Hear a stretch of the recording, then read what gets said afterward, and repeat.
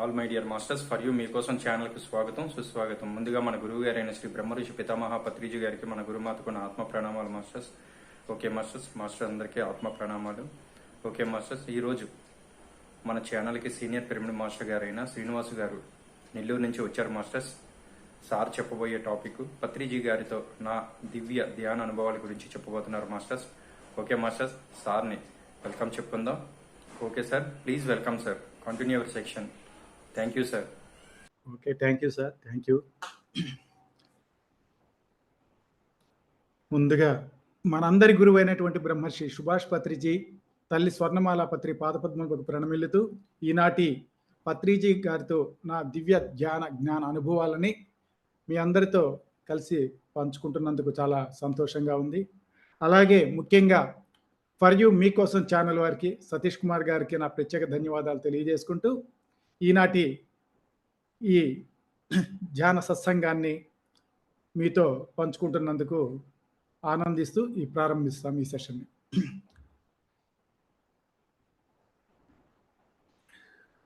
జనరల్గా సార్ ఇప్పుడు నన్ను మీకు పరిచయం చేశారు, శ్రీనివాస్ గారు నెల్లూరు నుంచి వచ్చారు అని. నాకే కాదండి, అందరికీ ఈ భూమి మీద ఒక పరిచయ కార్యక్రమం ఉంది. ఇది ఆ పరిచయ కార్యక్రమం ఎలా ఉంటుంది అని అంటే, మనం పుట్టగానే తల్లి మనకి తెలిసినా తెలియకపోయినా మనకి ఆమె తండ్రిని పరిచయం చేస్తుంది. ఇదిగో నాన్న మీ నాన్న అని. అంటే మనకి అమ్మ చెప్తే తప్ప మన నాన్న ఎవరో మనకి తెలియని స్థితి అది. అయితే కొంతకాలం గడిచేటప్పటికి ఓ 3 ఏళ్ళు 4 ఏళ్ళు వచ్చేటప్పటికి తండ్రి మనల్ని స్కూల్లో చేర్పించి తద్వారా మనకి గురువుని పరిచయం చేస్తున్నాడు. అంటే తల్లి తండ్రిని పరిచయం చేసింది, తండ్రి మనకి గురువుని పరిచయం చేశాడు. చివరగా గురువు మనకి ఎవరిని పరిచయం చేయాలి అని అంటే దైవాన్ని పరిచయం చేయాలి. ఇది అసలు భూమి మీద జరగవలసినటువంటి పరిచయ కార్యక్రమం. అయితే అలా జరుగుతుందా అంటే జరగడం లేదు అని చెప్పుకోవచ్చు. ఎందుకు అని అంటే తల్లి మనకి మన తండ్రిని పరిచయం చేస్తుంది, అంతవరకు ఓకే. కానీ తండ్రి మనకి సరైన గురువుని పరిచయం చేయలేని స్థితిలో ఉన్నాడు. ఎందుకంటే ప్రస్తుత నవీన ఈ ప్రపంచంలో ఎలా ఉంది అని అంటే మనకి కేవలం అక్షర జ్ఞానాన్ని నేర్పేటువంటి గురువుని మాత్రమే తండ్రి పరిచయం చేయగలుగుతున్నాడు. తప్పేమి కాదు, కానీ పరిస్థితులు అలా ఉన్నాయి. అక్షర జ్ఞానాన్ని నేర్పేటువంటి గురువుని పరిచయం చేస్తున్నాడు తప్ప ఆత్మజ్ఞానాన్ని బోధించేటువంటి గురువుని ఆయన పరిచయం చేయలేకపోతున్నాడు మనకి. అయితే పూర్వకాలంలో ఇలా ఉండేదా అంటే కాదండి. ఎందుకనంటే పూర్వకాలంలో రాజకుమారుడైనా సరే ఋషి ఆశ్రమాల్లో చేరి అక్షర జ్ఞానంతో పాటు అస్త్రశస్త్ర విద్యలు ఆత్మజ్ఞానాన్ని పొందిన తర్వాత మాత్రమే రాజ్య పరిపాలనకు వచ్చేవాడు. అయితే ఇప్పుడు మనకి ఓటు ప్రత్యక్షంగా కనిపిస్తూ ఉంది. ఎందుకనంటే గురువు అని మనం ఎవరిని సంబోధిస్తాము అని అంటే బ్రహ్మ విద్యని బోధించేటువంటి వారిని మాత్రమే మనము గురువు అని సంబోధిస్తాం. కారణం ఏంటి అని అంటే రీసౌండ్ వస్తుంది.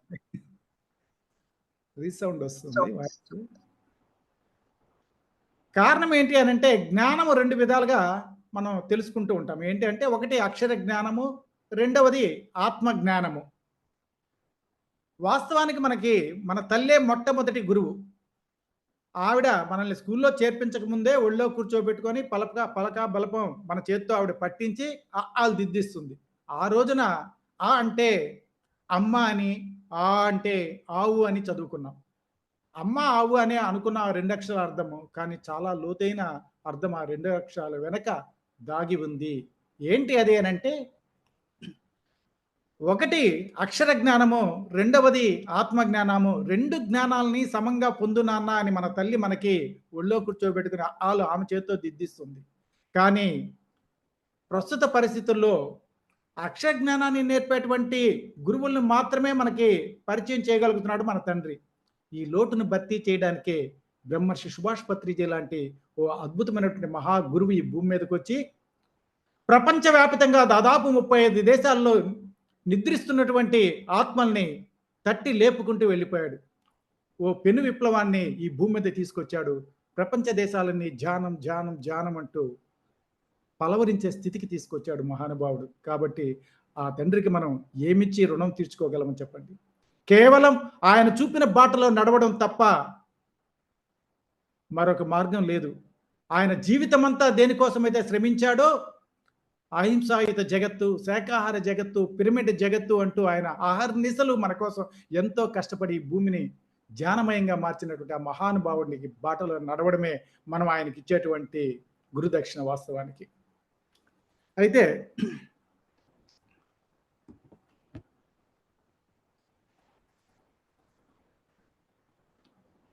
మనకి తల్లి మొట్టమొదటనే నేర్పించినటువంటి ఆలతో మన విద్యాభ్యాసం ప్రారంభమైనప్పటికీ కూడా ఆ అక్షర జ్ఞానం అక్కడితో ఆగలేదండి. యూనివర్సిటీ దాకా వెళ్ళిపోయాం. మరి అక్షర జ్ఞానంలో యూనివర్సిటీ దాకా వెళ్ళిన మనము ఆత్మ జ్ఞానంలో గుడి మెట్ల దగ్గరే ఎందుకు ఆగిపోయాము? ఈ ప్రశ్న గాని మనం గాని వేసుకొని ఉండి ఉంటే మనకి వాస్తవం ఏంటో అర్థమై ఉండేది. మనకు మనసుకు పట్టిన మకిల తొలగి ఉండేది. కానీ ఏ రోజు మనము ఆ ప్రశ్న మనం వేసుకోలేదు. అందువలనే మనకి మనం సరైన మార్గంలోనే నడుస్తున్నాము అని భ్రమించాము. ఆ తల్లే మనల్ని చంకనెత్తుకొని గుడికి తీసుకెళ్ళి ఆ గర్భగుడిలో ఉన్న విగ్రహాన్ని చూపిస్తూ ఇడుగోనన్నా రాముడు, ఇడుగోనన్నా కృష్ణుడు అని చెప్తే మన 2 చేతులు ఆమె జోడించి మన చేతులు అంజలి ఘటించి ఆ భగవంతుడి దన్నం మన చేత పెట్టించింది.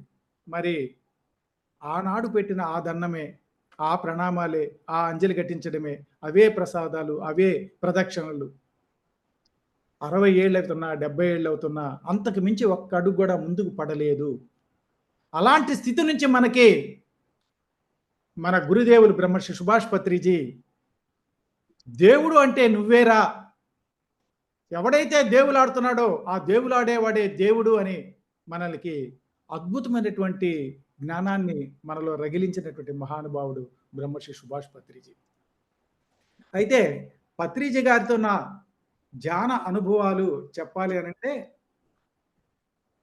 నాకొక అద్భుతమైన అనుభవం ఏంటి అని అంటే అండి, నేను ధ్యానంలోకి రాలేదు అప్పటికి. కానీ ఏదో తపన లోపల ఇది సరైన మార్గం కాదు. ఎందుకంటే సంవత్సరాలు గడిచిపోతూ ఉన్నాయి. కానీ ఆధ్యాత్మికంగా ఒక్క అడుగు ముందుకు పడడం లేదు. నేను చేస్తున్న పూజలు, వ్రతాలు, నోములు, ఉపవాసాలు ఇవే కరెక్ట్ అయి ఉంటే నాకెందుకు భగవంతుడు కనిపించడు? అంటే ఎక్కడో ట్రాక్ తప్పాము. అదేంటి అనేది మాత్రం అర్థమయ్యేది కాదు. అసత్యం ఏంటో తెలిసింది, సత్యం ఏదో తెలియని స్థితిలో కొట్టుమిట్టాడుతున్న దశ అది. అలాంటి స్థితిలోనే మా అమ్మగారు 70 ఇయర్స్ యుటిరస్ క్యాన్సర్‌తో బాధపడుతూ ఉండేది. ఆవిడకి చదువు రాదు. ఆవిడ మంచంలో ఉండి ఒక చివరి కోరిన కోరిక ఏంటి అనంటే, "నాన్న నాకు మహాభారతం వినాలని ఉందిరా" అనింది. మహాభారతం వినాలని ఉంది అనంటే, సరే నేను చదివి వినిపిస్తానని ఎన్నో షాపులు తిరిగాను. ఎక్కడికి తిరిగినా నాకు మహాభారతం 500 పేజీల్లోనో, 600 పేజీల్లో బుక్ దొరికేదే తప్ప, సంపూర్ణమైనటువంటి గ్రంథం నాకెక్కడా దొరకలేదు. నా తపన ఏంటి అంటే, సంస్కృతం మనం చదవలేకపోయినా, సంస్కృత గ్రంథానికి, మూల గ్రంథానికి దగ్గరగా ఉండేటువంటి గ్రంథాన్ని తెచ్చి ఆమెకు చదివి వినిపించాలనేటువంటి లోపల తపన అన్నమాట అది. నిజంగా మన లోపల తపన గాని బయలుదేరింది అనంటే, అది కల్మషం లేనిది, నిస్వార్థమైనది అయితే మన తలుపు తట్టి అదే మనకు ఎదురొస్తుందండి. అలాగే మా అంకుల్ ఒకాయన రిటైర్డ్ ఎలక్ట్రికల్ డిఈ తిరుపతిలో ఉండేవాడు. ఆయన చాలా పుస్తకాలు చదువుతూ ఉండేవాడు. ఆయన ఒకరోజు మాటల సందర్భంలో ఈ మాట అంటే, నా దగ్గరే ఉన్నాయి కదా అని ఆయనే తీసుకొచ్చి 15 పుస్తకాలు, ఒక్కొక్కటి దాదాపు ఈ సైజ్ బౌండ్ బుక్స్ 15 పుస్తకాలు, 18 పర్వాలు అప్పుడే టీటీడీ బోర్డు ప్రచురించింది. ఆంధ్ర మహాభారతము నన్నయ్య, తిక్కన, ఎర్రన రాసినటువంటిది తెలుగులో మొట్టమొదటిసారిగా తిరుమల తిరుపతి దేవస్థానం వాళ్ళు ప్రచురించారు. ఆ పుస్తకాలు తీసుకొని నాకు ఇచ్చి వెళ్ళిపోయాడు ఆయన. ఆ బుక్స్ ప్రతిరోజు నేను డ్యూటీ చేసుకోవడం, స్నానం చేసి, భోంచేసి ఒక హాఫ్ అన్ అవర్ మా అమ్మగారి దగ్గర తల దగ్గర కూర్చొని ఆవిడకి చదివి వినిపించేవాడిని మహాభారతం. ఇది శాంతి పర్వం వచ్చేటప్పటికి చదువుతూ ఉన్నానో, నా చెవి దగ్గర, కుడి చెవి దగ్గర మాటలు వినిపించడం మొదలైంది. ఏమనంటే, నీ జీవితంలో మార్పు వస్తుంది. ఇది ఒక్కసారి కాదండి, రిపీటెడ్‌గా వస్తూ ఉండేదన్నమాట. అలాగే చదవడం ఆపేసి మరీ వినేవాడిని. కానీ అది మాత్రం వస్తూనే ఉండేది. ఎవరో మగ గొంతు అర్థమయ్యేది. స్పష్టంగా చెవి దగ్గరకొచ్చి, నీ జీవితంలో మార్పు వస్తుంది అని చెప్పేవాళ్ళు. మనిషి మాత్రం కనిపించేవాళ్ళు కాదు. ఏం మార్పో నాకు అర్థమయ్యేది కాదు. ఎందుకనంటే చక్కగా ఉద్యోగం చేసుకుంటున్నాను, వివాహమైంది, పిల్లలున్నారు, తల్లిని జాగ్రత్తగా చూసుకుంటున్నాను. ఇంకేం మార్పొస్తుందబ్బా ఇంతకంటే జీవితంలో అని అనుకునేవాడిని.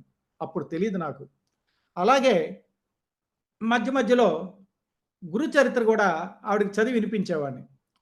నాకప్పుడు తెలీదు. జనరల్‌గా గురు చరిత్ర చదివితే గురువు జీవితంలోకొస్తాడు అన్న సంగతి నాకు తెలీదు. తర్వాత ఎవరో చెప్పారు. గురు చరిత్ర చదివితే గురువు జీవితంలోకొస్తాడు మనకి అనేసి. అది నా జీవితంలో వాస్తవం అయింది. ఒకరోజు ఒక తెలిసిన ఆవిడ ఇంటికొచ్చి, "ఏమయ్యా స్పిరిచ్యువల్ బుక్స్ అన్నీ బాగా చదువుతున్నావే, మరి ధ్యానం చేయడం తెలీదా?" అనింది. "నిజంగా తెలీదమ్మా. మీకేమన్నా తెలిస్తే చెప్పండి" అంటే, "నాకు తెలీదు" అని వెళ్ళిపోయింది. మరి ఆమెకి తెలియని దాన్ని నాకెలా చెప్పింది అంటే, ఎవరి చేతో చెప్పించబడింది ఈ మాట ఆవిడ కాదు. పలికింది మాత్రం ఆవిడే కానీ, పలికించబడింది అన్న సంగతి నాకర్థమయ్యి, ఆ రోజు నుంచే ధ్యానంలో కూర్చోవడం మొదలెట్టాను. అయితే అది ధ్యానం అనడానికి వీల్లేదండి. ఎందుకంటే, ఎలా చేయాలో తెలీదు. అసలు ఓనమాలే తెలీదు. ఎంతసేపు కూర్చోవాలో కూడా ఏమీ తెలీదు. అయినా మాట చెవిన పడింది, ఆచరించాలా అంతే. అదే పట్టుదల తప్ప ఇంక వేరే ఉద్దేశ్యమే లేదు. ఆ రోజు నుంచి తెల్లవారుజామున 3 గంటలకు లేసి, స్నానం చేసి, వచ్చి రూమ్ మధ్యలో కూర్చొని ఫ్యానేసుకొని, లైట్ ఆర్పేసి ధ్యానం చేసేవాడిని. ఎంతసేపు అనంటే ఒక 15 నిమిషాలండి. ఈ 15 నిమిషాలకి నడుము లాగేసేది, మోకాళ్ళు తిమ్మిర్లొచ్చేసేయి, పాదాలంతా మొద్దుబారిపోయి, లోపల ఉన్నవాడు ఇంక చాలులే లే లే అని గోల. 15 నిమిషాలు చేసేసి వచ్చి మళ్ళీ పనుకొని నిద్రపోయి తెల్లవారి మళ్ళీ నా పాటికి నేను డ్యూటీకెళ్ళేవాడిని. ఈ తతంగమంతా గమనించిన మా మిసెస్ అడిగింది. "ఏమి తెల్లవారుజామున లేస్తున్నావు, వేడి నీళ్ళు పెట్టుకుంటున్నావు. అదేదో ఆ 15 నిమిషాల ధ్యానం ఏదో తెల్లారి 6 గంటలకు చేస్తే ఎవరేమంటారు" అని. నాకే నిజమే కరెక్టే. ఎవరు అనేదేం లేదు. కానీ నాకెందుకో ఫస్ట్ డే నుంచి 3 గంటలకు లేవడం ఆటోమేటిక్‌గా అలవాటయిపోయింది అన్నా. తర్వాత అంతటితో ఆగారంటే ఆగల. మళ్ళీ ఇంకొక డౌట్ అండి. ఏంటి ఆ డౌటు అనంటే, వేడి నీళ్ళు పెట్టుకుంటున్నావు. నిజంగా యోగులకు వేడి నీళ్ళు అవసరమా అని. ఇప్పుడు నేను సత్యం చెప్పాలా? అబద్ధం చెప్పాలా? ధ్యానం చేస్తున్నాను కాబట్టి సత్యమే చెప్పాలా? నిజమే. యోగులకైతే వేడి నీళ్ళు అవసరం లేదు. ఎందుకనంటే హిమాలయ పర్వతాల్లో మహానుభావులు దేహస్మృతిని మరిచి గడ్డకట్టే చలిలో మంచు పర్వతాల్లో సాధన చేస్తున్నారంటే, వాళ్ళకి వేడి నీళ్ళు ఎక్కడి? నిజంగా అవసరం లేదు. కానీ ఏదో హీటర్ ఉంది గదా! అని కాసుకుంటున్నానులే అన్నాను. కానీ విచిత్రం ఏంటి అనంటే, ఆ నెక్స్ట్ డే తెల్లవారుజామున లేసి హీటర్ పెట్టాను. హీటర్ కాలిపోయింది. ఇప్పుడు నేను స్నానం చేసి ధ్యానం చేయాలా? ఎవరు చూడలేదు కాబట్టి ఏదో కానిచ్చేసి ఒక 15 నిమిషాలు చేద్దామా అని అనుకుంటే, లోపలున్నవాడు ఒప్పుకోవడంలే. "ఏయ్! నువ్వు స్నానం చేసే ధ్యానం చేయాలా?" సరే ఇదేంటబ్బా! సరే ఇదొక పరీక్షలాగుంది అనుకోని వెళ్తే తొట్టిలో చెయ్యి పెడితే జిల్లున ఐస్‌లాగున్నాయి. ఎందుకంటే డిసెంబర్ నెలనమాట అది. అప్పుడు గుర్తొచ్చారు అయ్యప్ప భక్తులు. మహానుభావులు తెల్లవారుజామున లేసి చన్నీటి స్నానం చేసి భజన చేస్తున్నారు అనంటే, వాళ్ళకి నిజంగా అయ్యప్ప కనిపించాడో లేదో గానండి, ఇప్పుడు ఆ చన్నీళ్ళ స్నానం చేస్తే నాకు కనిపించేటట్టు ఉన్నాడు భగవంతుడు. అంత ఐస్‌లాగా ఉందనమాట. సరే ఏదైనా ఇదొక పరీక్ష అని అనుకోని వెంటనే ఒక 2 చెంబులు గబగబా పోసేసుకొని, హమ్మయ్య! అయింది అనిపించుకొని వచ్చి కూర్చొని ధ్యానం చేసి, ఈ రోజుకి నేను నా స్పిరిచ్యువల్ టెస్ట్ మొట్టమొదటి పేపర్ నేను పాస్ అయ్యాను అన్న సంతృప్తితో ఫీల్ అవ్వడం జరిగింది. ఒక సంతృప్తి అన్నమాట. ప్రతిదీ ఒక ఎగ్జామేనండి మనకి. సాధనలో మనం సినిమాలో చూస్తూ ఉంటాం. సాధన చేయగానే రంభా, ఊర్వశులొచ్చేసి ఆ తపస్సుని చెడగొడుతూ ఉంటారు అని వింటూ ఉంటాం. ఇప్పుడు వాళ్ళు రాలేకపోవచ్చు, బిజీగా ఉండొచ్చేమో కానీ, పరీక్షలన్నవి మీ జీవితంలో ఎదురవుతూనే ఉంటాయి. ప్రతి సాధకుడికి ఒక పరీక్ష అంటూ ఉంటూనే ఉంటుంది. అది ఎదుర్కుంటాల్సిన అది చిన్నదా, పెద్దదా అది వేరే విషయం. ఇప్పుడు నేను ఎదుర్కొన్నది చిన్నదే. అది ప్రాబ్లమే అసలు చిన్న పరిస్థితి అది. యాక్చువల్‌గా చెప్పాలంటే పెద్ద పరీక్ష ఏం కాదది. స్నానం చేయడం అనేది పెద్ద విషయం ఏం కాదు. కానీ దాని లోతుని మనం గాని దర్శించగలిగితే అది ఖచ్చితంగా పరీక్షే. ఎందుకనంటే మొట్టమొదట్లోనే శారీరక స్థితి, మానసిక స్థితి, శారీరక స్థితి, మూడవది ఆత్మస్థితి. మొట్టమొదటి మెట్టే శారీరక స్థితి. ఈ శారీరక స్థితులను గాని మనం అధిగమించలేకపోయినట్లయితే అత్యున్నతమైన ఆత్మస్థితికి ఎలా చేరగలుగుతాము? అది నాకు గుర్తు చేసింది లోపలున్నది. ఫస్ట్ టెస్ట్ ఇది అసలు ప్రిలిమినరీ. దీన్నే నువ్వు పాస్ అవ్వలేకపోతే ఎలాగా? చలికో, లేకుంటే రుచులకో అలవాటు పడిపోయి అదా శారీరక స్థితిలోనే ఉండిపోతావా? ఇంకా ఎదుగుతావా ముందుకి? అందువల్ల నేను స్నానం చేసి, ధ్యానం చేసి ఒక తృప్తిగా నాకు ఎదురైనటువంటి మొట్టమొదటి పేపర్‌ని నేను పాస్ అయ్యాను అన్న ఫీల్ అయ్యాను. అయితే అప్పటికి కూడా నా ధ్యానం ఎలాంటి ధ్యానము అనంటే, ఆ 15 నిమిషాలు 3 ముద్రలు, 3 ఆసనాలు. ఎందుకంటే దేంట్లో కూడా స్థిరంగా కూర్చోలేని పరిస్థితి.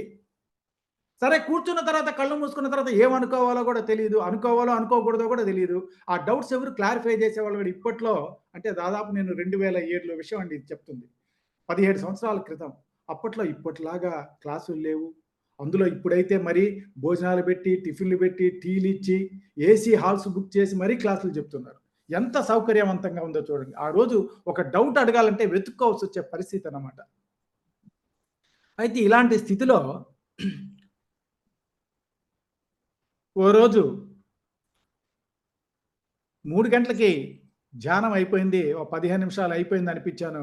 వచ్చి పనుకున్నాను. పనుకున్న తర్వాత అది నిద్ర కాదు తెలుస్తూనే ఉంది. కానీ కళ్ళు మగతగా మూతలు పడిపోతూ ఉన్నాయి. కళ్ళు అంటే తెరవాలన్నా కూడా తెరవలేని స్థితి అన్నమాట. తెలుస్తుంది. ఏందబ్బా ఇంత మత్తొస్తుంది అని అనిపిస్తూ ఉంది. సరే చూద్దాం అని అనుకునే లోపలే ఇక్కడ నాకు భ్రూమధ్యంలో ఒక విజన్ కనిపిస్తూ ఉంది. ఏదో కనిపిస్తుంది అని కళ్ళు తెరవకుండా అలాగే మూసుకొని గమనించడం మొదలైతే, ఆ విజన్‌లో ఏం జరుగుతుంది అనంటే, నేను ఒక రోడ్డుపై నడిచి వెళ్తూ ఉన్నాను. రోడ్డు పక్కన ఒక 30 సంవత్సరాల యువకుడు కాషాయ బట్టలు ధరించి కూర్చొనున్నాడు. నేను ఆయన్ని చూస్తూ నడిచి ముందుకు వెళ్తూ ఉన్నాను. వెళుతూ ఏమనుకుంటున్నాను అంటే, రోడ్డు పక్కన జనరల్‌గా మూలికలు అమ్ముతూ ఉంటారు గదా! అటువంటి వ్యక్తి ఏమోలే అని అనుకోని వెళ్ళిపోతున్నాను. నేను కొద్దిగా ఆయన దాటిన తర్వాత ఆయన పిలిచాడు. పిలిచి దగ్గరకొచ్చాను. "ఏం స్వామి" అన్నా. నన్ను చూసిన తర్వాత నీకు ఏమీ అడగాలనిపించడం లేదా అని అడిగాడు. వెంటనే నేను స్వామి నేనేం అడుగుతాను ఏదైనా చెప్పాలి అని అనిపిస్తే మీరే చెప్పండి అని అన్నాను. సరే కూర్చో అన్నాడు. నెక్స్ట్ కూర్చో అన్నోడు మాత్రమే తెలుసు. నెక్స్ట్ సీన్ మారిపోయింది. ఈ సీన్‌లో ఎలా ఉంది అనంటే కింద గ్రీన్ కార్పెట్ పరచబడి ఉంది. మేమున్న ప్రదేశం మొత్తము వైట్ కర్టెన్స్‌తో ఒక పొడవైన హాల్ లాగా తయారై ఉంది. నేను ఆ కార్పెట్ మీద ఆయన పక్కలో పడుకొనున్నాను. నా తల దగ్గర ఒక రెడ్ కర్టెను కట్టేసుంది. ఆ కర్టెన్‌కి సాయిబాబా నిలబడి ఉంటాడు. చినిగిపోయిన అంగీ ధరించి. ఇక్కడ చిన్నగా చిరుగు పట్టి ఉంటుంది. అలాంటి అంగీ ధరించి నిలబడి ఉన్నటువంటి ఓ క్యాలెండరు పిన్ చేసుంది నా తల దగ్గర. నేను కదిలి మనసేం చెప్తుందంటే, "ఛీ! ఛీ! అడుక్కునేవాడి పక్కలో పనుకున్నావు లే, లే" అంటుంది మనసు. సరే లేద్దామని లేవబోతే ఆయనేం చేస్తున్నాడంటే, నా పొట్ట మీద చెయ్యి బెట్టి అదిమి జరిగేదాన్ని కదలకుండా తల తిప్పి చూడు చాలు అని అన్నాడు. నా తల దగ్గర మళ్ళీ ఏదో సౌండ్ అయింది. అలికిడయ్యేసరికి అలాగే పనుకొని నా పొట్ట మీద ఆయన చేయి పెట్టే ఉన్నాడు. తల మాత్రం వెనక్కి తిప్పి వెనక ఏం జరుగుతుందో చూశాను. చూస్తే ఓ 6 అడుగుల ఆజానుబాహుడు వైట్ పైజమా లాల్చీలో ఉన్నాడు. తెల్లటి మూరెడు గడ్డం ఉంది. గబగబా నడుచుకుంటూ వచ్చాడు. నడుచుకుంటూ వచ్చి ఆ సాయి క్యాలెండర్ దగ్గర కింద కూర్చున్నాడు. కూర్చొని బాస్పట్లేసి కూర్చున్నాడు. అంటే సుఖాసనం. వేలల్లో వేలు నా సాయి పెట్టి చూపిస్తూ లాక్ చేస్తూ కూర్చున్నాడు. నేను అది గమనిస్తూ ఉన్నాను. కూర్చొని కళ్ళు మూసేశాడు. మూసిన మరు నిమిషం ఆయన హృదయం దగ్గర ఒక ఫ్లాష్ వెలగడం ప్రారంభమైంది. ఇక్కడ ఫ్లాష్ ఆగితే సాయి క్యాలెండర్‌లో అదే స్పాట్‌లో ఫ్లాష్ వెలుగుతూ ఉంది. అక్కడ ఆగితే ఇక్కడ, ఇక్కడ ఆగితే అక్కడ వెలుగుతూ ఉంది. ఒక నిమిషం పాటు చూపించాడు. ఆయన లేసి వెళ్ళిపోయాడు. వెళ్ళిపోయిన తర్వాత నన్ను ఈయన తట్టాడు. "ఇంక లే" అన్నాడు. ఇప్పుడు లేసాను. లేసిన తర్వాత నా పరిస్థితి ఎలా ఉంది అనంటే, ఆయనేమో నిలబడి ఉన్నాడు. నేను నాకు తెలియకుండానే మోకాలు దండేసేసి, ఆయన 2 కాళ్ళు గట్టిగా పట్టేసుకున్నాను కదలనీయకుండా. గట్టిగా పట్టేసి కళ్ళెంబట ధారాపాతంగా నీళ్లు కారిపోతూ ఉన్నాయి. అంటే ఏడ్చేస్తూ ఉన్నారు. ఇంక నాకు వాస్తవానికి ఎన్నో డౌట్లు మనసులో. కానీ ఒక్కటి గూడా ఇప్పుడు నాకు గుర్తు రావడం లేదు. ఏం అడగాలో గూడా తెలియడం లేదు. నోరు అసలు పెగలడం లేదు. మాట రావడం లేదు. దుఃఖం పొంగుకొస్తూ ఉంది. ఆయన అలాగే నిలబడి నా సాయి ఒక్క నిమిషం పాటు తీక్షణంగా చూశాడు. చూసి ఏమన్నాడు అంటే, "ఏమో అనుకున్నాను. కానీ పర్లేదు" అని ఆయన వెళ్ళిపోయాడు. ఇదే 3 మాటలు. "ఏమో అనుకున్నాను. కానీ పర్లేదు" అనేసి ఆయనే వెళ్ళిపోయాడు. ఇప్పుడు నా కళ్ళు ఓపెన్ అయినాయండి. నేను అలాగే పనుకోనున్నాను. అప్పుడు నా కళ్ళు ఓపెన్ అంటే ఈ విజన్ జరిగినంత సేపు అవి లాకేసినట్టుగా లాక్ అయిపోయినాయి నా కనురెప్పలు. ఆయన వెళ్ళిన తర్వాత ఆ సీన్ అంతా అయిపోయిన తర్వాత మాత్రమే నా కళ్ళు నేను తెరవగలిగాను. తెరిచిన తర్వాత గూడా ఆ దుఃఖం లోపల నుంచి అలాగే పొంగుకొస్తూ ఉంది. ఏదో తెలియని బాధ. ఈ విజన్ కనిపించిన తర్వాత నేను దాన్ని ఏదో కల అని నేను భ్రమించలేదండి. ఎందుకంటే నాకు స్పృహలోనే ఉన్నాను. నేను నిద్రపోలేదన్న సంగతి నాకు తెలుసు. నా కళ్ళు ఎవరో బలవంతంగా మూసేసి నాకు ఆ విజన్‌ని చూపించారన్నది నాకు స్పష్టంగా అర్థమవుతుంది. అయితే వచ్చిన వాళ్ళెవరసల? ఏం చెప్పదలుచుకున్నారు వాళ్ళు? ఏం చెప్పారు? దీనివల్ల ఈ విజన్ చూసినందువల్ల నాకేం అర్థమైంది? అని అనలైజ్ చేయడం మొదలుపెట్టాను. అనలైజ్ చేస్తే నాకు అర్థమైంది ఏంటి అనంటే, అప్పటికి నేను ధ్యానం మొదలుపెట్టి 3 నెలలవుతుంది. ఈ 3 నెలలు కూడా ఎలా కూర్చోవాలో తెలీదు. ఎలా చేయాలో తెలీదు. ధ్యానం యొక్క శక్తి సామర్థ్యాలు, వాటి వల్ల ప్రయోజనాలు అస్సలే తెలీదు. ఏదో ఆవిడ అనింది చేయొచ్చు, చేయకూడదా అనింది చేస్తున్నా. అంతకు మించి ఇంక ఒక్కటి కూడా తెలీదు. ఈ 3 నెలల నుంచి ఈ 15 నిమిషాలు 3 రకాల ఆసనాలు, 3 ముద్రలు తప్ప ముందుకెళ్ళడం మాత్రం జరగలేదు. నాకు అర్థమైంది ఏంటి ఈ విజన్ ద్వారా అనంటే, ఆ మహానుభావుడు నా తపనను గమనించి, ఆ వైట్ పైజమా లాల్చి గడ్డం వ్యక్తి నాకు ముద్ర చూపించాడు, ఆసనం చూపించాడు. ఎలా కూర్చోవాలి అన్నది నేను గమనిస్తే, ఆయన సుఖాసనంలో కూర్చున్నాడు. ఒకటి ఆసనము. రెండవది వేళ్ళలో వేలు పెట్టి చూపించి తద్వారా ముద్ర ఇలా వెయ్యి అని చెప్పాడు. అంటే ఏ రకమైనటువంటి సాధన అది ఏ యోగమైనా అవ్వచ్చండి. దేనికైనా సరే ఆసనము, ముద్ర అన్నవి 2 ఇంపార్టెంట్. ఆ 2 నాకు చూపించారు. ఇలా కూర్చో, ఇలా చెయ్యి. అయితే ఆయన ఒక్క మాట కూడా చెప్పకుండానే ఓ అద్భుతమైన మెసేజ్ నాకు అర్థమయ్యేటట్టుగా చెప్పేసి వెళ్ళాడు. ఏంటి ఆ మెసేజ్ అంటే, ఆయన ధ్యానంలో ఎప్పుడైతే కళ్ళు మూసుకున్నాడో, ఆయన హృదయం దగ్గర ఒక ఫ్లాష్ వెలగడము, ఇక్కడ ఆగితే సాయి క్యాలెండర్‌లో అదే స్పాట్‌లో ఫ్లాష్ వెలగడము. అంటే దాని అర్థం ఏంటి అనంటే, ఇది చేస్తే ఇది చేస్తే అది నువ్వవుతావు. అంటే ఎవరు? సాయి. ఇది చేస్తే అది నువ్వవుతావు. అంటే నువ్వే భగవంతుడివి అవుతావురా అని ఆయన పెదవి విప్పకుండా చక్కగా మెసేజ్ ఇచ్చేసి వెళ్ళిపోయాడు ఆయన మహానుభావుడు. అది నాకు ఈ విజన్‌ని ఒలిచినందువల్ల నాకు అర్థమైనటువంటి ఇది. అయితే ఇక రెండో వ్యక్తి ఈయనేం చెప్పాడు అనంటే, ఆయన 3 మాటలు చెప్పి ఆయన వెళ్ళిపోయాడు. ఏమో అనుకున్నాను కానీ పర్లేదు అనంటే, దాని అర్థం ఏంటి అంటే నాకేం అర్థమైంది అనంటే, ఈ 3 నెలలుగా నన్ను ఎవరో గమనిస్తూ ఉన్నారు అన్న విషయం మొట్టమొదటిసారిగా వీపు చరిచినట్టుగా పడుతూ నాకు గుర్తొచ్చిందనమాట. అంటే నా సాధనని ఈ 3 నెలల నుంచి ఎవరో గమనిస్తూ ఉన్నారు. జనరల్‌గా ఏమనుకున్నా ఆయన వాడిన పదాల్లో అర్థం ఏంటి నాకు ఏం అర్థమైంది అంటే, ఏమో అనుకున్నాం అంటే ఎక్కడో నా గురించి ఓ చులకన ఉందేమో ఆస్తి ప్రపంచంలో, ఆ మహానుభావుల హృదయాల్లో. ఎందుకనంటే సాధన మనం ఏం చేస్తామంటే మొదలుపెట్టేటప్పుడు చాలా ఆర్భాటంగా, చాలా పట్టుదలతో సాధన మొదలుపెడతాం. కొద్ది రోజులు గడిచేటప్పటికి ఓ 10 రోజులో, 15 రోజులు గడిచేటప్పటికి మన టైమ్ పీస్ మాత్రం 3 గంటలకు మోగుతూ ఉంటుంది. మనం మాత్రం ఆ మత్తులో దాన్ని ఇప్పుడు కాసేపు ఆగు తర్వాత లేస్తాంలే అని టక్కన కొట్టేస్తాం, ఆపేస్తాం. మళ్ళీ పనుకుంటాం, తెల్లారి 6 గంటలకు లేసేస్తాం. అరెరెరే! ఈరోజు మిస్ అయిపోయాను. అలారం మాత్రం మోగింది. కానీ నేనే కొద్దిగా బద్ధకిచ్చాను అని అనుకుంటాం. అంటే మొదటిలో ఉన్న పట్టుదల క్రమక్రమంగా రోజులు గడిచేటప్పటికి సన్నగిల్లిపోతూ ఉంటుంది. ఆ కొద్ది రోజుల తర్వాత ఓ నెలో, 2 నెలలు గడిచేటప్పటికి అసలు మానేస్తాం సాధన. ఇలాంటి కోవలకు చెందిన వాడేమో వీడు అని భావన వాళ్ళలో ఉండాలి. ఎందుకంటే లేవడం ఫస్ట్ సిట్టింగే తెల్లవారుజామున 3 గంటలకు మొదలైందనమాట. ఓహో! వీడేదో ఆర్భాటంగా మొదలుపెట్టాడు. ఏదో బ్రహ్మముహూర్తం అని. ఈ 4 రోజులు చూద్దాంలే వీడు ఆపేస్తాడులే తర్వాత ఇదేం అయ్యే పని కాదు అన్న చులకన భావన వాళ్ళ హృదయాల్లో ఎక్కడో ఉండిందేమో. కానీ దాన్ని నేను కొట్టేశాను. ఎలా అంటే నాలో తపన రోజు రోజుకి రావణ కషణలుగా ప్రజ్వరిల్లుతుందే తప్ప అది తగ్గడంలా. ఏదో ఉంది అది తెలుసుకోవాలి అంతే అదే పట్టుదల. అది ఎట్టైనా గాని. అది ఆ తపన వాళ్ళని రీచ్ అయింది అన్న సంగతి నాకు తెలిసింది. అయితే 3 నెలలు పట్టింది నాలోని తపన వాళ్ళని చేరడానికి, నా మీద వాళ్ళకొక నమ్మకం కలగడానికి అంత టైం తీసుకున్నారు వాళ్ళు.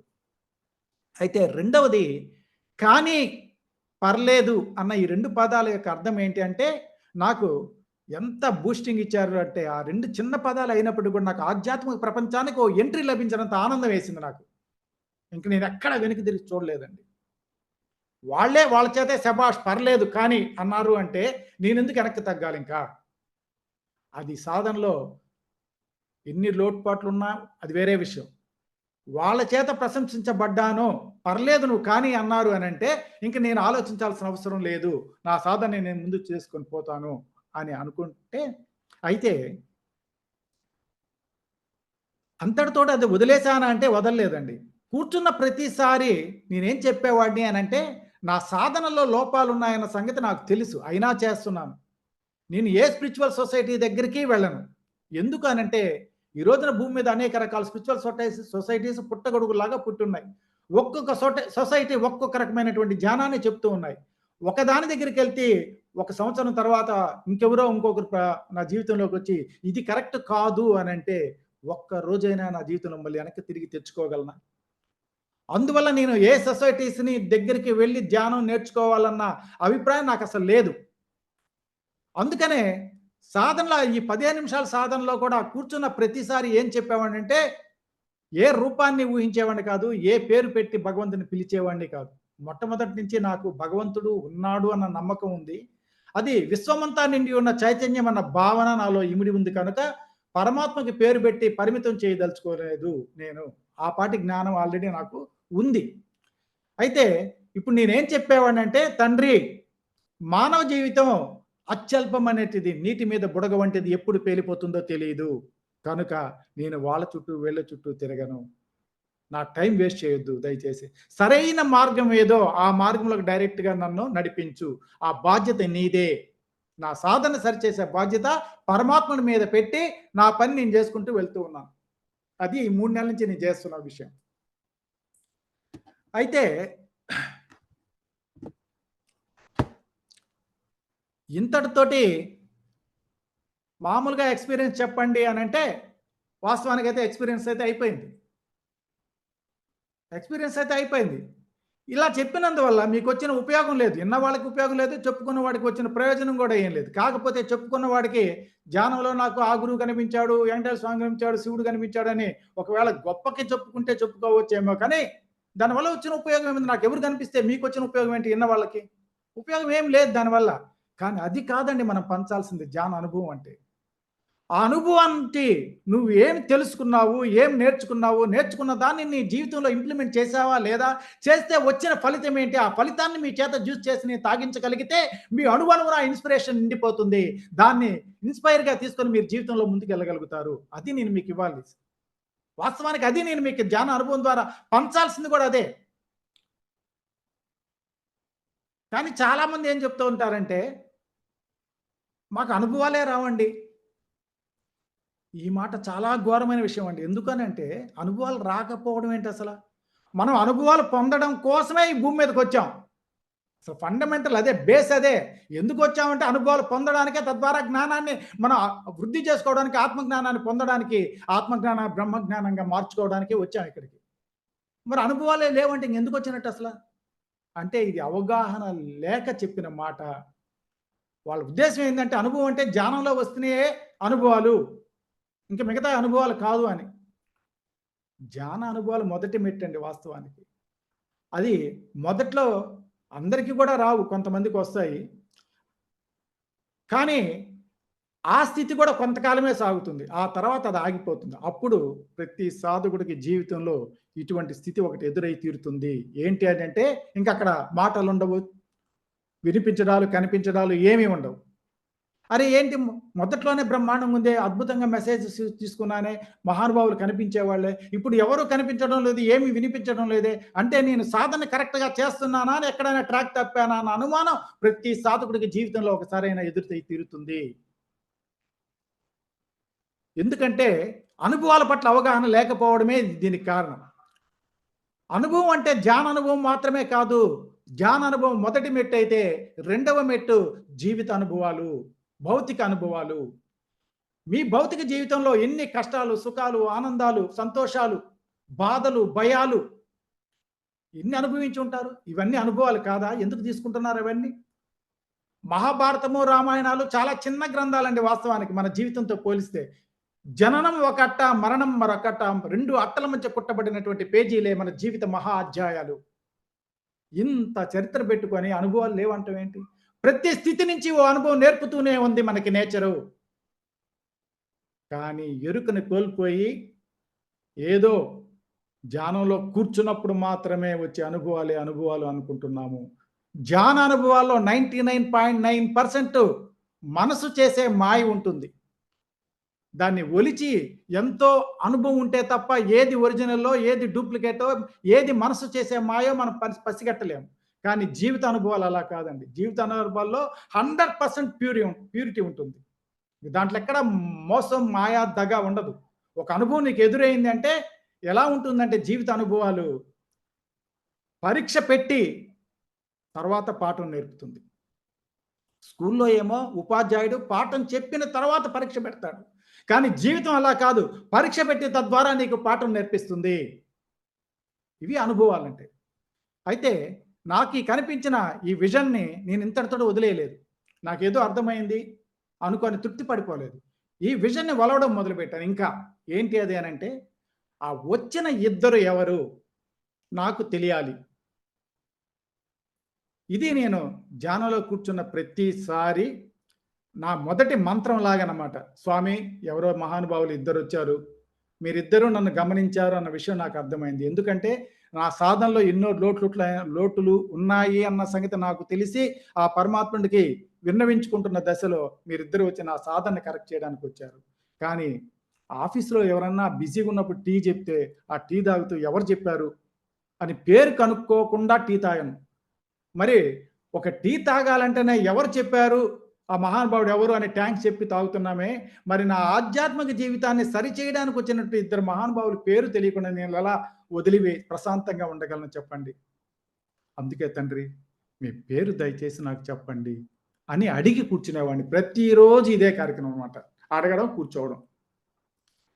అయితే ఇలా రోజులు గడుస్తున్నాయి గానీ రిజల్ట్ రాలేదు. అంత మాత్రం చేత అడగడం మానలేదు నేను. అడుగుతూనే ఉన్నాను. ఒక నెల, 2 నెలలు అయ్యేటప్పటికి ఒక పాపం వృత్తిరీత్యా ఆయన కార్పెంటరు. ఆయన ధ్యానం చేస్తుండేవాడు. ఆయన ఒక మేడం చేత నాకు చెప్పి పంపించాడు. రైల్వేలో ఎవరో శ్రీనివాస్ అంట, ధ్యానం చేస్తున్నాడంట. ఆయనతో ఒక్కసారి మాట్లాడాలా, వాళ్ళ ఇంటికి రమ్మంటే నేనొస్తాను, లేదంటే ఆయనైనా మా ఇంటికి రమ్మనండి అని చెప్పి పంపించాడు. సరే, ఆయన ఎందుకులేమ్మా నేనే వెళ్తానని ఆయన అడ్రస్ కనుక్కొని వెతుక్కుంటూ వెళ్ళాను. అప్పుడు గూడూరులో ఉన్నా నేను. వెతుక్కుంటూ వెళితే ఆ ఇంటి వాకిటికి వెళ్ళి తలుపు తట్టబోతూ ఆ గుమ్మం పక్కన చూస్తే ఒక పోస్టర్ అంటించుంది ఆ గుమ్మానికి పక్కన గోడకి. ఉలిక్కిపడ్డాను. ఎందుకు అనంటే ఆ పోస్టర్‌లో ఉన్న వ్యక్తి నా కల్లో కనిపించిన వ్యక్తి. వైట్ పైజామా లాల్చి గడ్డం వ్యక్తి అక్కడ ఆ పోస్టర్‌లో ఉన్నాడు. వెంటనే ఆ సార్ బయటకొచ్చారు. నేను మొట్టమొదటి ప్రశ్న ఏందంటే, సార్ ఈయనెవరు చెప్పండి. మీరు పోస్టర్ అంటించుకున్నారు కదా గోడకి, ఈయనెవరు అని. మీకు తెలీదా అన్నాడు. తెలీదు సార్ అని. జీటీవీ చూడరా అన్నాడు. నేను టీవీ చూడడమే తక్కువలేండి, జీటీవీ ఏం చూసేది, మీరు ముందు ఆయన పేరు చెప్పండి సార్ నాకు అన్నా. బ్రహ్మర్షి సుభాష్ పత్రిజీ. చూడండి, నా మొదటి అనుభవం మనిషి ఎవరో తెలీదు, పేరు తెలీదు, ఉన్నాడో లేడో తెలీదు, అసలు పరిచయమే లేని వ్యక్తి నాకు ధ్యానంలో నా సాధనని సరిచేయటానికి వచ్చాడు అనంటే ఎంతటి అద్భుతమైన విషయమో చూడండి. వెంటనే రెండో ప్రశ్న ఏంటి అంటే, ఇప్పుడు ఉన్నాడా బతికి? నేను అడిగిన ప్రశ్న అది. ఇప్పుడు ఉన్నాడా? ఉన్నాడండి అన్నాడు.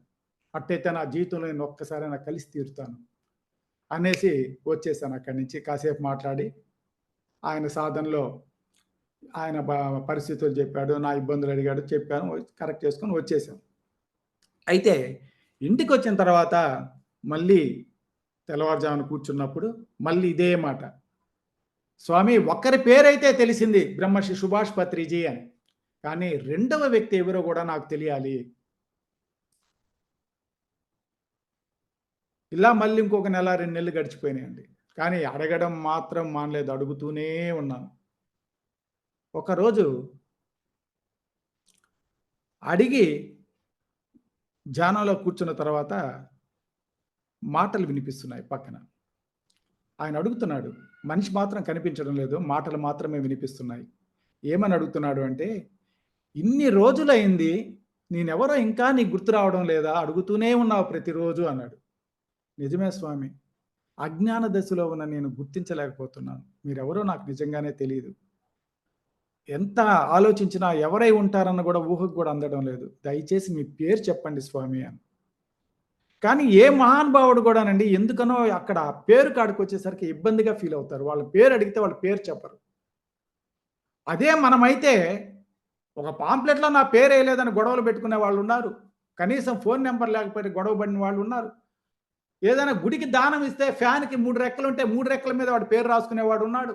అది ఫ్యాన్ తిరిగితే ఆ పేరు కనపడదన్న సంగతి కూడా తెలీదు. మరి ఇలాంటి వాళ్ళున్న ఈ ప్రపంచంలో మన గురువులు మాత్రం వాళ్ళ పేరు చెప్పడానికి గూడా ఎందుకో చాలా సంకోచంగా ఫీల్ అవుతారు. ఇప్పుడు గూడా ఆ మహానుభావుడు నేను అడుగుతున్నప్పుడు గూడా ఆయన డైరెక్ట్‌గా పేరు చెప్తే అయిపోతుంది ఒక్క మాటలో. కానీ ఇప్పుడు గూడా ఆయన పేరు చెప్పడం లేదు. ఆయన ఏం చెప్తున్నాడు అనంటే, "నీకు ఆ రోజు కనిపించినప్పుడు నేను ఏ డ్రెస్ కోడ్ వేసుకున్నానో ఒక్కసారి గుర్తు చేసుకో" అన్నాడు. అంటే ఆ రోజు నాకు కనిపించినప్పుడు ఎలా ఉన్నాడు ఆయన అంటే 30 ఇయర్స్ ఏజీ, గడ్డం లేదు, మీసాలు లేవు, నున్నగా షేవ్ చేసున్నాడు, ఒత్తైన గిరిజాల జుట్టు వెనక్కి దువ్వేసున్నాడు, బొద్దుగా, దృఢంగా, బలంగా ఉన్నాడు. పైనుంచి కిందకి ఫుల్ హ్యాండ్స్ కాషాయం అంగి, నెహ్రూ కాలరు, క్రాస్ బటన్స్. వెంటనే లోపల నుంచి తన్నుకుంటూ వచ్చింది ఆ పేరు స్ఫురణకొచ్చింది. ఇన్ని రోజులు ప్రయత్నించిన స్ఫురణకు రాని ఆ పేరు ఎప్పుడైతే ఒక్కసారి గుర్తు చేసుకున్నానో వెంటనే తన్నుకుంటూ వచ్చింది స్వామి వివేకానంద. చూడండి ఎంతటి అద్భుతమైనటువంటి అనుభవమో ఇది. నాలోని తపన గమనించి కేవలం నేను చేసింది 15 నిమిషాలు ధ్యానం. ఏదో గంటలు గంటలు కూడా కాదు. పోనీ అది ధ్యానమా అన్నామంటే ధ్యానం కూడా కాదు వాస్తవానికి చెప్పాలంటే. కేవలం ఏదో కళ్ళు మూసుకొని కూర్చున్నంత సేపు మోకాళ్ళ నొప్పులు, నడుము లాగుతుంది అన్న ధ్యాసే తప్ప నేను ఆ శ్వాస మీద ధ్యాస కూడా సరిగ్గా పెట్టి ఉండను. కానీ ఈ 15 నిమిషాల నాలోని తపన ఇద్దరు మహాగురువుల్ని ఈ భూమి మీదకి తీసుకొచ్చింది. ఒక గురువేమో ఎన్నో ఏళ్ల క్రితమే భూమిని వదిలి వెళ్ళినటువంటి మహానుభావుడు స్వామి వివేకానంద. ఒక గురువేమో ఈ భూమి మీద ఉన్నటువంటి గురువు. ఇద్దరు గురువుల కలయికలో నా సాధన సరిచేయబడింది అని చెప్పుకోవడానికి నేను చాలా ఆనందపడతాను ఎప్పుడైనా సరే.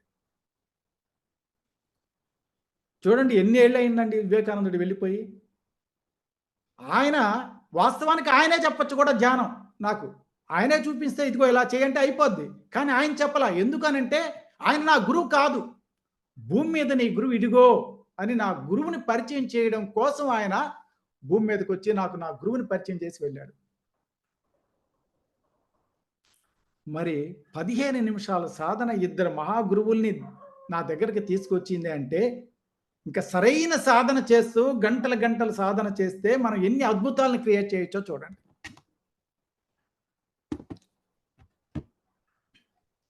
ఆ తర్వాత ఓ సంవత్సరమో 2 సంవత్సరాల తర్వాత పత్రి సారు గూడూరొచ్చాడు. గూడూరొచ్చింది. ఆ మీటింగ్‌కి వెళ్ళాను. మీటింగ్ అయిపోయింది. ఒక తెలిసిన మేడం ఇంట్లో ఆ రోజు నైటు భోజనం చేసి హాల్ట్ చేశారు. మేము ఒక 10 మంది మాత్రమే పత్రి సార్ దగ్గర కూర్చొనున్నాం. ఒక ముగ్గురు మనుషులు ఆ మంచం మీద ఆయన వెల్లికిలా పనుకున్నాడు. వెల్లికిలా ముగ్గురు మనుషులు ఎక్కి ఆయన 2 కాళ్ళు తొక్కేస్తా ఉన్నారు. కస కస కస కస. ఆయనకి చీమ కుట్టినట్టు కూడా లేదు. నన్ను కూడా ఎక్కి తొక్కమంటున్నారు. నాకు వెంటనే అయ్యో అనిపించింది. నా గురువుని అమ్మమ్మ, నా గురువుని నేను కాలుతో తొక్కడమా? నేను తొక్కను. ఏమవుదురా అంటున్నారు. నేను ఎక్కనండి, నేను తొక్కను. మీరు కావాలంటే మీరు తొక్కోండి. నేను కావాలంటే కాళ్ళు పట్టుకొని పిసుకుతాను తప్ప, ఒత్తుతాను తప్ప నా గురువుని నా కాలుతో తొక్కలేను. నేను తొక్కను అన్నాను. ఆ మంచం ఆ డబుల్ కాట్ పళ్ళున ఇరిగిపోయిందండి. విరిగిపోతే పత్రి సార్ ఏమన్నాడంటే, "రేయ్! ధ్యానంలో లాభాలే కాదు నష్టాలు కూడా ఉంటాయి. ఇట్లాంటి మంచాలు చూడు ఇరిగిపోతాయి" అన్నాడు. అని అది డూప్లెక్స్ హౌస్. "పైకెళ్దాం రండి" అన్నాడు. పైకెళ్ళాం. పైకెళ్ళిన తర్వాత ఆ మేడము నన్ను కాస్త ముందుకు నెట్టి, "సార్ మీరెళ్ళి పత్రి సార్‌తో మీ ఎక్స్‌పీరియన్స్ చెప్పండి సార్" అనింది. నాకు చెప్తే ఏమో, చెప్పకపోతే ఏమో, ఎక్కడేమంటాడో, ఎక్కడ కొడతాడో అని భయం. ఆయన చూసాడు. "రా, రా" అన్నాడు. సరే వెళ్ళాను. వెళ్ళిన తర్వాత ఆయన మంచంలో పడుకొని కూర్చో అన్నాడు. మంచం ఎక్కి ఆయన పక్కన కూర్చున్నా. "చెప్పు నీ ఎక్స్‌పీరియన్స్ చెప్పు" అన్నాడు. ఇదే ఎక్స్‌పీరియన్స్‌ని ఆ మహానుభావుడితో పంచుకున్నాను నేను. పంచుకుంటే ఆయన ఏమంటాడో తెలుసునా? "నేనేనంట్రా వచ్చింది" అన్నాడు. "మీరు గాక ఎవరు సార్ మరి వచ్చేది" అని. "నేనేనంటావా? మీరేనండి." అయితే అయ్యుండొచ్చేమోలే" అన్నాడు.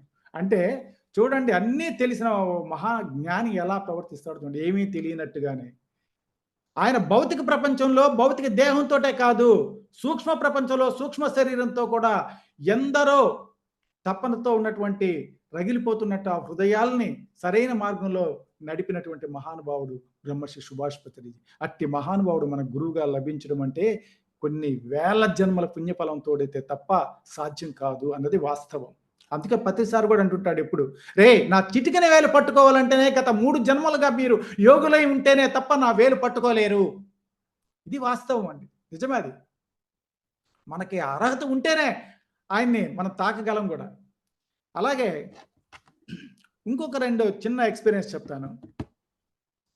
ఇది నేను 2011లో నేను ట్రాన్స్‌ఫర్ అయ్యి నెల్లూరుకొచ్చాను గూడూరు నుంచి. వచ్చిన తర్వాత ఓ రోజు స్నానం చేసి ఆ టవల్ అలా కట్టుకొని వస్తూ ఉన్నాను. బాత్రూమ్ నుంచి ఇలా వస్తూ ఉంటే మా మిసెస్ ఏంటి ఆ బ్లడ్ అని. అంటే నేను ఎంత దూరం నడిచి వచ్చానో మొత్తం బ్లడ్ కారిపోతా ఉందన్నమాట. ఒక్కసారి చూస్తే నాకేం తెలియడం లేదు. సరే వెంటనే బాత్రూంలోకెళ్ళి మళ్ళీ అది ఎక్కడి నుంచి వస్తుందో తెలియడం లేదు. కాబట్టి మళ్ళీ నీళ్లు స్నానం చేస్తూ చూశాను. గమనిస్తే నా టెస్టికల్స్ నుంచి ధారాపాతంగా కారిపోతుంది బ్లడ్. ఎక్కడ గాయమైతే లేదు. సరే ఐస్ తీసి పెట్టుకొని కాసేపు డాక్టర్ దగ్గరికెళ్తే ఆయన ఇది ఎలా సాధ్యము? ఏమన్నా గీసుకుందా? గోరు గాని గీకడం వల్ల గాని లేకుంటే అని అడిగాడు. బ్లేడ్ గాని ఏమన్నా? ఏం లేదు సార్ అన్నా. సరే ఒక బ్లడ్ ఆగడానికి ఒక ఇంజెక్షన్ ఏసాడు. వచ్చేసాను. తర్వాత ఇదే సీన్ రిపీట్ అవుతూ ఉంది నా లైఫ్‌లో. 2 నెలలకి, నెలకి ఇలా ఉన్నట్టుండి బ్లడ్ ఆహ్, త నా లుంగీలు, డ్రాయర్లు, ప్యాంట్లు తడిచిపోవడం మొదలైంది. నేను పబ్లిక్ డీలింగ్ డ్యూటీ నాది. Booking office. ఎంతో మందిని డీల్ చేస్తూ ఉంటాను. మరి ఈ విధంగా బ్లడ్ కారితే నా ప్యాంట్ అంతా తడిచిపోతే నేను డ్యూటీలు ఎలా చేయాలి? ఇది నా ప్రాబ్లమ్. బ్లడ్ పోతే పోయింది. నాకేమీ అనిపించడంలా వాస్తవానికి. నాకేమీ బాధ అనిపించలేదు. పోతే చిరంజీవి బ్లడ్ బ్యాంక్ ఇచ్చాను అనుకుందాంలే అనుకుంటున్నా. కానీ పబ్లిక్‌లో నా డ్యూటీ నేను ఎలా చేయాలి ఇట్ట పెట్టుకొని అన్నది నా ప్రాబ్లమ్. ఇంకా డాక్టర్ దగ్గరికి పోవాల్సిన తప్పని పరిస్థితి. వెళితే ఏంటా నీ ప్రాబ్లమ్ అంటే, నా ప్రాబ్లమ్ ఇది అనంటే వాళ్ళేమంటారంటే, అది ఎలా నమ్ముతాం? అది అసల ఎట్లా వస్తుంది? బ్లడ్ ఎలా రావాలంటే ముక్కు గుండా గారాలి, నోటి గుండా రావాలా? లేదా యూరిన్‌లో వెళ్ళాలా? లేదా మలంలో పడాలా? అంతకు మించి ఈ 4 వేలు తప్ప బ్లడ్ రావడానికి ఆస్కారం లేదు కదా! ఇలా గాయం లేకుండా ఇంక వేరే ప్రాంతంలో రావడానికి లేదు. కాపోతే సఫర్ అవుతున్నది నువ్వు కనుక చెప్తున్నావు గనక చూద్దామని అన్ని రకాల టెస్టులు చేశారు. యూరాలజిస్ట్ దగ్గరికి వెళ్తే ఆయన లైట్ టెస్ట్ అని చెప్పి కెమెరా పంపించి యూరిన్ వే, బ్లాడరు మొత్తం చెక్ చేశారు. ఒక 15 నిమిషాలు మత్తిచ్చి. ఒక చిన్న ఆపరేషన్ లాగా. కానీ ఎక్కడ ఏమీ దొరకలేదు. ఆరోగ్యంగా ఉన్నావు. కానీ ఆఖరాకి వాళ్ళు పట్టుకున్న ఒక ప్రాబ్లమ్ ఏంటి అనంటే ఆర్‌బీసీ ఎక్కువ పోతుంది నీకు యూరిన్‌లో ఆర్‌బీసీ పోతుంది. అంటే రెడ్ బ్లడ్ సెల్స్. కానీ అది మన కలర్‌గా కనిపించదు. మామూలుగానే ఉంటుంది. యూరిన్ పోయినప్పుడు మామూలుగానే ఉంటుంది. వైట్‌గానే ఉంటుంది. లేదా యెల్లోగా ఉంటుంది తప్ప ఎర్రగా ఏమి ఉండదు. కానీ సెల్స్ మాత్రం వెళ్ళిపోతూ ఉంటాయి. అది వాస్తవానికి ఎంత వెళ్ళాలి అనంటే ఒక 3% కంటే మించకూడదు. 3% కంటే దాటింది అనంటే ఆ మనిషి నీరస పడిపోతాడు. కానీ నాకెలా ఎంత పోతుందంటే 25% పోతుంది. ఆ డాక్టరు ఆశ్చర్యంగా ఇంత పోతుంది. మరి నీకేమి అనిపించడం లేదా నీరసంగా గాని అంటే నాకేమి అనిపించడం లేదు సార్. సరే నీవు చెప్పిన ప్రాబ్లమ్ అయితే నాకు రెక్టిఫై కాలే. ఎక్కడ ఏమి తగలడం లేదు. కానీ ఇది ఈ టెస్ట్‌లో బయటపడింది ఒకే ఒక ప్రాబ్లమ్ ఏందంటే ఆర్‌బీసీ పోతుంది. ఇది కంట్రోల్ అవ్వడానికి మెడిసిన్ ఇస్తాను వాడు అన్నాడు. మెడిసిన్ ఇచ్చా. ఒకే ఒక టాబ్లెట్. అప్పట్లో ఫ్లోట్రాల్ డి అనే ఒక టాబ్లెట్ రాసి ఇచ్చాడు, పంపించాడు. అది రోజు యేసుకునేవాడిని. వేసుకుంటే అప్పుడప్పుడు వెళ్ళి యూరిన్ చెకప్ ఇచ్చేవాడిని, వచ్చేవాడిని, చూసుకుంటూ ఉండేవాడిని. కానీ ప్రాబ్లమ్ మాత్రం ప్రతి నెలకో, 2 నెలలకో ఇలా జరుగుతూనే ఉంది. బ్లడ్ పోతూనే ఉంది. ఆఖరికి ఒకరోజు నైటు పాస్‌కెళ్ళాను, వచ్చాను. ఆ లుంగీ అంతా బ్లడ్‌తో తడిచిపోయి ఉంది. సరే బాధగా మా మిసెస్ అయితే పాపం ఏడుస్తూ చెన్నై అన్నా వెళ్దామనేది. కానీ నేను ఎక్కడికి పోదలుచుకోలే. చూద్దాం ఎలా అవుతుందో అనేసి. ఎందుకంటే గురువుగారి మీద ఒక అచంచలమైనటువంటి విశ్వాసం అండి. ఆయన ఏం చెప్పేవాడు? నో డాక్టర్ నో మెడిసిన్, ఏదైనా తగ్గించుకోవచ్చురా అనేవాడు. కానీ నా సాధన ప్రారంభ స్థితిలో ఉన్నటువంటిది. నాకు తెలీదు, అసలు విషయం తెలీదు. ఆయన చెప్పిన మాట మీద మాత్రం నమ్మకం. ఏదైతే అది అవుతుంది చూద్దాంలే.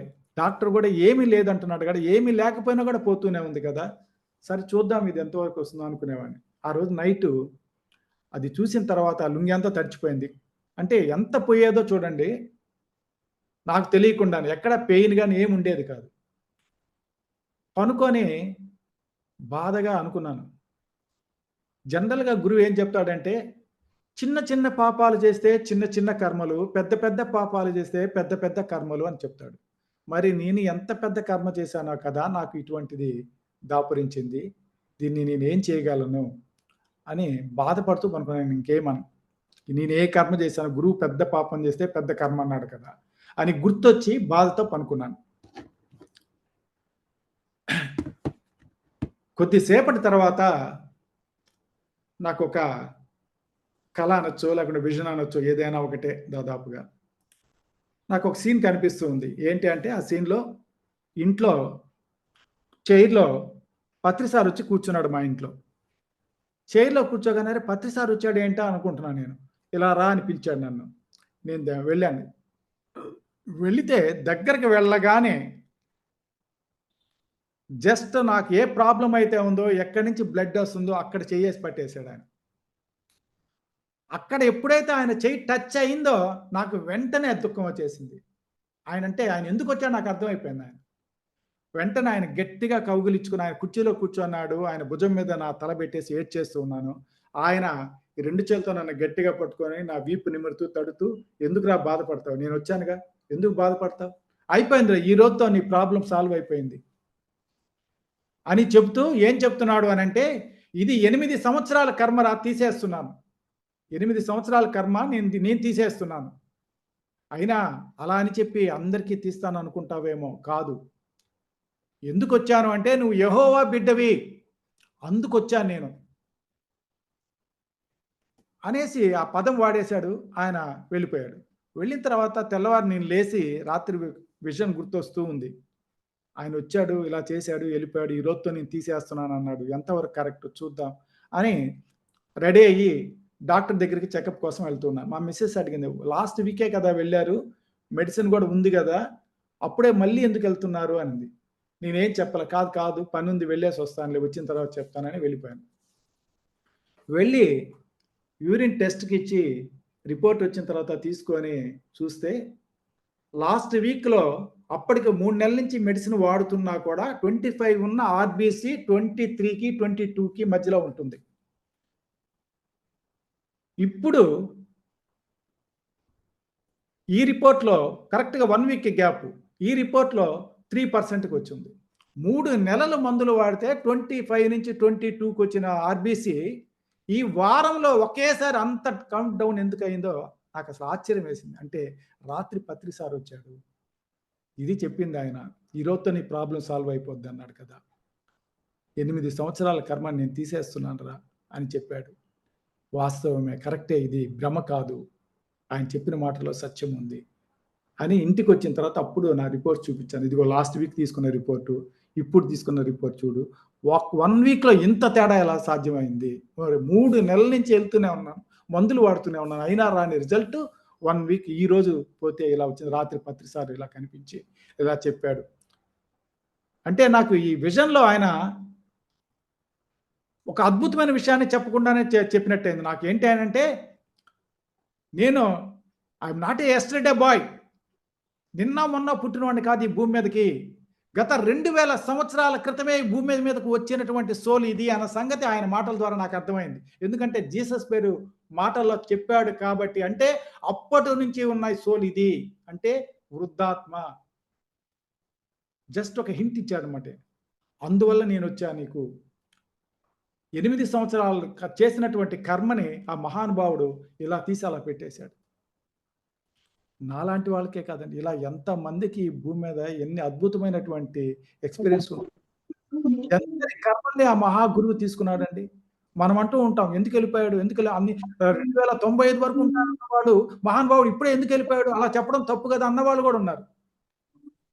మన కర్మలే కాదు, భూమి మీద జరుగుతున్న సకల కర్మల్ని ప్యూరిఫై చేసి, ఆ కర్మల్ని మొత్తం గ్రహించినటువంటి ఆ మహానుభావుడు, మరి మనము చిన్న బాధకే ఎంత సఫర్ అవుతున్నామో, మరి అందరి కర్మలకు తీసుకున్న మహానుభావుడు ఎన్ని బాధలు అనుభవించుంటాడండి. అలాంటి అద్భుతమైనటువంటి గురువుని మనం పొందినందుకు నిజంగా మనం ధన్యజీవులము. ఇంక ఎక్కడ ఆలోచించాల్సిన అవసరం లేదు. ఈ ధ్యానము, ఆ ధ్యానం అంటూ లేనే లేదు. ప్రపంచంలో ఉన్నది ధ్యానము, ఒకే ధ్యానము. అది ఘంటాపథంగా చెప్పాడు మా మహానుభావుడు సుభాష్ పత్రిజీ. కానీ ఈ రోజున ఎన్ని రకాల ధ్యానాలు తీసుకొస్తున్నారంటే, వేరే వాళ్ళు తీసుకొస్తే వేరే విషయం. మన వాళ్ళే ఇన్ని రకాలుగా ప్రలోభ పెడుతున్నారు అనంటే, గురువు యొక్క ఆశయాన్ని ముందుకు తీసుకెళ్తున్నామా? వెనక్కి తీసుకెళ్తున్నామా? ఇటువైపు మన పయనం. ఏం చేస్తున్నాం? ఆ మహానుభావుడికి మనం మన నుంచి ఏమైతే ఆశించాడో అది ఇవ్వగలుగుతున్నామా మనం? అందుకోసమే ధ్యానం అంటే ఒకే ఒక ధ్యానము. అది శ్వాస మీద ధ్యాస అంతే. ఇంక ఇన్ని రకాల ధ్యానాలు లేనే లేవు.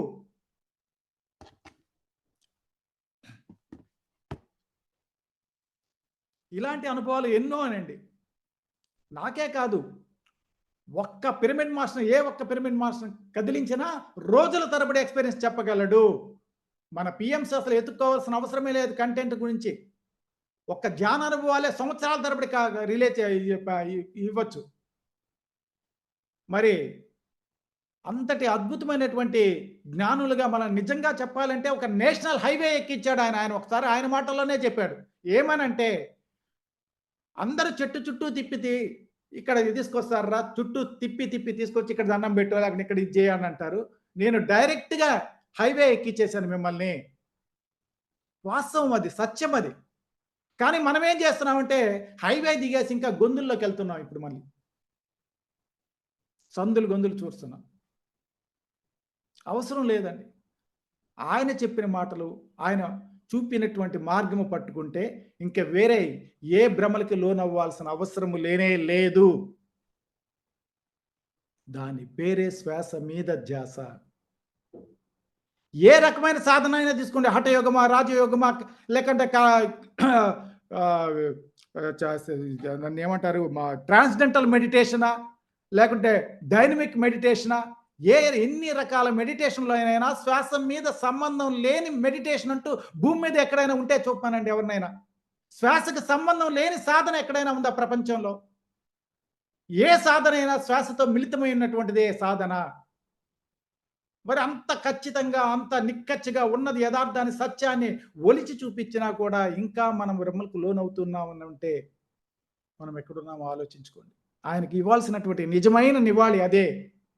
ఆయన చెప్పిన మార్గంలో నడవడమే నిఖార్సైనటువంటి మార్గము.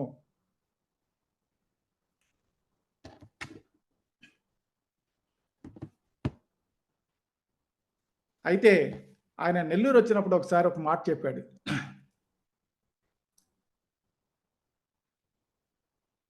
ఆయన నెల్లూరు వచ్చున్నాడు అన్న సంగతి నాకు తెలుసు. నేను గూడూరులో ఫ్యామిలీ, నెల్లూరు మా సిస్టర్ దగ్గరికి వచ్చి తెల్లవారి డ్యూటీ ఉంది, వెళ్ళాలి. కానీ మరుసటి రోజు ప్రోగ్రాము తెల్లవారి పత్రిసార్ది. అరే రేపు ఉంటే పత్రిసార్ ప్రోగ్రామ్ చూడొచ్చు కదా, మళ్ళీ వెళ్ళి నేను రేపు డ్యూటీలో ఇరుక్కుంటే రాలేనేమో అని అనుకుంటూనే రెడీ అయ్యి బ్యాగ్ సర్దుకొని మా సిస్టర్‌కి చెప్పాను, వెళ్తున్నాను, రేపు మార్నింగ్ డ్యూటీ ఉంది అని బయటికి అడుగు పెట్టాను గుమ్మంలోంచి. లోపల ఇన్నర్ ఏం చెప్తుంది అనంటే, నువ్వెటు గురువు దగ్గరికి వెళ్ళలేవు. ఆయన ఎక్కడెక్కడో తిరుగుతుంటాడు. నువ్వు వెళ్ళలేవు వెతుక్కుంటూ. గురువు వచ్చినా కూడా నీ దగ్గరికి నువ్వు గురువుని చూడవా? చూడండి, ఆయన జస్ట్ నేనున్న ఊరికి వచ్చేసాడు ఆల్రెడీ. మరి నేను వెళ్ళకుండా నా డ్యూటీ అనుకుంటూ వెళ్ళిపోతున్నాను. అది ఇంటర్ ప్రశ్నిస్తుంది. నువ్వెటు గురువు దగ్గరికి వెళ్ళలేవు. గురువు నీ దగ్గరికి వచ్చినా కూడా నువ్వు గురువుని కలవవా? వెంటనే టక్కన వేసిన అడుగు ఆపేసేసి ఆఫీస్‌కి ఫోన్ చేసి, సార్ నేను రేపు డ్యూటీకి రావడం లేదు అని. అదేంటి రేపు డ్యూటీ కదా? లేదు సార్, ఇక్కడ నాకు వేరే పని ఉంది, అర్జెంట్ పని ఉంది. మీరు లీవ్ వేస్తారో, ఆబ్సెంట్ వేస్తారో మీ ఇష్టం. నేను మాత్రం రేపు రావడం లేదు అని చెప్పి తెల్లవారి పత్రి సార్‌ని చూడడానికి వెళ్ళాను. అంటే ప్రపంచంలో ఎక్కడ ఎవడి హృదయంలో ఆత్మజ్ఞానం కావాలని తపన రగులుతుందో అలాంటి వాళ్ళని గుర్తించి తట్టి లేపుకుంటూ వెళ్ళాడండి మహానుభావుడు. ఆయన అన్న లాస్ట్ నేను నా చెవులతో విన్న మాట, ఒక మేడం వాళ్ళ ఇంటికి వచ్చాడు. ఆ మేడం వాళ్ళ ఇంట్లో కూర్చొని ఉన్నాడు. అక్కడికి వెళ్ళాము. ఆయన ఏమంటున్నాడంటే 2029 డిసెంబర్ అటో ఇటో తేల్చే సంవత్సరం అది. ఇంకెక్కువ రోజులు లేదు. అలా అనేసి వదిలేశాడు. ఇంకా దాని లోతులకి ఆయన వెళ్ళల. 2029 డిసెంబర్ ఇది చివరి అటు ఇటు డిసైడ్ అయ్యే డేటు అన్నాడు. అంటే అప్పుడు నాకు వాస్తవానికి ఏంటా ఇది అంటే జనరల్‌గా అందరూ అనుకునేది ప్రపంచం అంతమైపోద్ది ఇలాంటి మాటలైతే కాదు. కానీ ఆయన ప్రతి ఒక్క గురువు నోటి గుండా ఒక మాట వచ్చిందంటే ఎంతో లోతైన అర్థం దానికి వెనుక దాగి ఉంటుంది అన్న విషయం నాకు అర్థమైంది. ఇదే విషయాన్ని నేను మహావతరణ సన్నిసాటిని రాసిన బుక్‌లో చదివాను. 2029 అని. అదే డేట్. ఆయన కూడా చెప్తాడు. మొదటి పేజీలో నేను చెప్తా అంటే నేను ఈ బుక్‌లో చెప్తున్న విషయాలు సూర్యుడు ఉదయించడం ఎంత సత్యమో అంతే సత్యము అన్నాడు. ఇది నేను 2006లో చదివానండి ఆ బుక్‌ని. ఇదంతా అయ్యే పనేనా అనుకున్న ఆయన రాసిన బుక్ చదువుతూ ఉంటే అయన్నీ అవ్వవులే అని పక్కన పెట్టేశాను. మళ్ళీ ఇటీవల కరోనా టైంలో మళ్ళీ అది రెండోసారి చదవడం జరిగింది. చదువుతూ ఉంటే ఆయన ఆ బుక్‌లో రాసిన విషయాలు 50% అయిపోయి ఉన్నాయి ఆల్రెడీ. అప్పుడు గుర్తుకొచ్చింది నాకు. ఆయన ఏం రాసాడు జస్ట్ 2, 3 చెప్తాను. ఏం రాసాడు ఒక మాట అంటే భవిష్యత్తులో మీ మనవళ్ళు, మనవరాళ్ళు మీ దగ్గరికొచ్చి తాతయ్య, తాతయ్య డబ్బంటే ఏంటి అని అడిగే రోజు ఒకటొస్తుంది. అప్పుడు మీరు చెప్తారు, నాన్న అవి ఒక రంగు కాగితాలురా. అవి మా జోబులో లేనిదే ఒక్క క్షణం గడిచేది కాదు. ప్రతి దానికి ఆ డబ్బులు కావాల్సొచ్చేది అని. కానీ అది అంటే డబ్బంటే తెలియని జనరేషన్ వచ్చేస్తదనమాట. మరి ఈ రోజున ఆల్రెడీ అదే జరుగుతుంది. కనీసం జాంకాయల బండోడు గూడా ఫోన్ పే పెట్టుంటున్నాడు బండి మీద బోర్డ్. ఎక్కడ మన జేబులో డబ్బులు లేకుండానే ఒక కార్డ్ ఏసుకొని ప్రపంచం అంతా తిరిగేసి వస్తూ ఉన్నాం. డబ్బు కనుమరుగైపోయింది. అలా ప్రతి వ్యవస్థ గురించి, విద్యా వ్యవస్థ గురించి పాఠాలుండవు, పాఠశాలలు ఉండవు అన్నాడు. పాఠాలుండవు, పాఠశాలలు ఉండవు. ఈ రోజున ఎల్‌కేజీ పిల్లవాడు గూడా ల్యాప్‌టాప్‌లు ముందేసుకొని చదువుకునే రోజులు వచ్చేసి ఉన్నాయి ఆల్రెడీ. అలాగే ఉద్యోగం ఇంట్లో కూర్చొనే చేయొచ్చు అన్నాడు. ఒకప్పుడు సాఫ్ట్‌వేరోళ్ళు మాత్రమే చేస్తారు అని అనుకునేవాళ్ళం. ఈ రోజున ప్రతి వాళ్ళు ప్రపంచంలో ఏ మూల తిరుగుతున్నా ఉద్యోగం చేసుకునేటువంటి పరిస్థితి వచ్చి ఉంది. ఇలాంటివి ఎన్నో చెప్పాడు. అలాగే అంటే అద్భుతమైనటువంటి మొత్తం టోటల్ ఇప్పుడున్నటువంటి పరిస్థితులన్నీ మారిపోతున్న దశలో మనమున్నాము. అందుకోసమే పత్రి సార్ చెప్పేవాడు. నీకిష్టం ఉన్నా లేకపోయినా సరే ప్రతి దాన్ని అలో చేయి, అంగీకరించు, అనుమతించు చాలు. దేన్ని వ్యతిరేకించొద్దు అని చెప్పేవాడు.